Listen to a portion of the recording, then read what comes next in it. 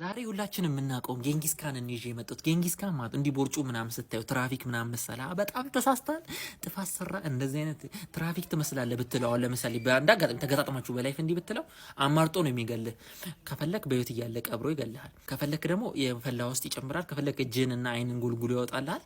ከፈለክ ደግሞ አንገትህን ቆርጦ ኳስ ይጮትበታል። እንዴት ይሻላል? መርጠ ነው የምትሞተው ማለት ጌንጊስ ካን ሲወለድ የሚገርም ነገር ማለት ነው። ሲወለድ በእጁ ልጭ የደም ልጭ ይዞ ነው የወጣው። ይሄ ደም ነገር ይዞ ነው የወጣና በሞንጎሎች እምነት ሞንጎል እሺ በዚህ በ12ኛ ክፍለ ዘመን ነው ልንገራችሁ። የአሁኗ ሞንጎል አካባቢ ነው የተወለደው ማለት ነውና ልጅ ይዞ ነው የተወለደው ሞንጎላዊ ነው እሱ እና እሱን ይዞ የተወለደ በሞንጎሎች ክላን ወይም በሞንጎሎች አስተሳሰብ አደገኛ ዋሪየርና ተዋጊ ነው። ጅላስ ግን እንኳን ተዋጊ ሊሆን ሽንታም ቦቅባቃ ውሻ የሚሮጥ ህጻናቶች የሚደበድቡት ፈሪ ልጅ ሆኖ ተወለደ።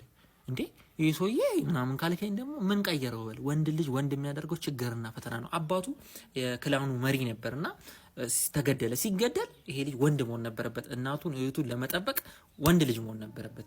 ብዙ ችግራዩ ብዙ ፈተናዩ ከአውሬ ጋር ከምን ጋር እየተዋጋ አደገኛ ዋሪየር ሆነ፣ ጨካኝ ሆነ፣ ወንድ ሆነ። ከወንድም አልፎ አውሬ ሆነ ማለት ነው። ወንድሞቹን ገሎ ምናምን ወደ ስልጣን የወጣው። ስልጣን ላይ ከወጣ በኋላ ክላኖችን ነው ማስማማት በጋብቻ በዲፕሎማሲና በውጊያ እምቢ ያለውን በጎራዴ አንገቱን እየቆረጠ መጀመሪያ ሞንጎሎችን አንድ አደረገ። ውስጡ ልክ አንድ እንደሆነ ወደ ውጭ ነው። ሞንጎሎች ደግሞ በጣም ፈረሰኞች ናቸው፣ በጣም ተዋጊዎች ናቸው። ቀስተኞች፣ ተዋጊዎች፣ ጦረኞች። ፈረሰኝነት ግን የሚያክላቸው የለም። እስካሁንም የሚያክላቸው ያለ አይመስለኝም እንደ ሞንጎሎች። በቃ አስጨነቁ ዓለምን። ቻይናን ራሽያንማ በቃ ምጣቸውን ነው። እና ግሬት ዎል ኦፍ ቻይና ባይዘይ ለሞንጎሎች ነው በዋነኝነት የተገነባው። እዚህ ማስጨነቅ እስከ ሰርቢያ ነው። በቃ ያልመጡበት የለም እስከዚህ ድረስ። ቆይ እዩት ማፑን ይሁን ምን እንዴት እንዳስፋፉ። ከዚህ የምታከላካ ነው ወደዚህ ያስፋፋት ጌንጊስ ካን ማለት ነው በአጭር ዓመት ውስጥ በሌለ እና ከተማ ምናምን ሙሉ ከተማ ነው። ህጻን ልጅ አይመርጥም፣ ሴት አይመርጥም ምናምን ውድም ነው የሚያደርጉ። በተለይ ትንሽ በቀል ካለባቸው ማለት ካጠቃህ አንተ በተለይ ቀድመህ በቃ በቃለ ሲመጡ ሴት ህፃን ምናምን አይሉ። ሙሉ ከተማ አንድ ምስክር ሳያስቀር ነው የፈጨው። አንድ ምስክር ሳያስቀር ማለት ነው። በጣም ጨካኝ ነው። አገዳደሎቹ ነግሬ ያለው መጀመሪያ የማይገለው አገዳደል የለም። እና ኢትዮጵያ ላይ ይመጣ ነበር እኔ እንደኔ እምነት።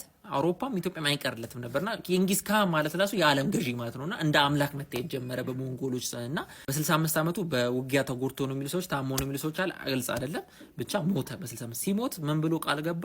የት እንደተቀበርኩ ማንም ሰው እንዳያውቅ ብሎ ነው የሞተው። እና ተቀበረ እና ሬሳውን ያዘዋወሩት ወታደሮች ምናምን ጀነራሎቹ ገደሏቸው እንዳለ ሚስጥር እንዳይወጣ የት እንደተቀበረ ተገለው እዛው ተቀበሩ። ከተቀበሩ በኋላ እነዛ የገደሉት ጀነራሎች ወታደሮቹን የገደሉት ጀነራል ራሳቸውን አጠፉ።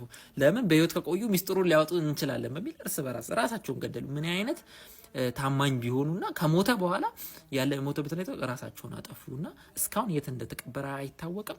ከዛ በኋላ ግን አልቆየም። ሞንጎሊያን ኢምፓየር ወዲያው ነው ክረምብል ያደረገው የተሰበረው ማለት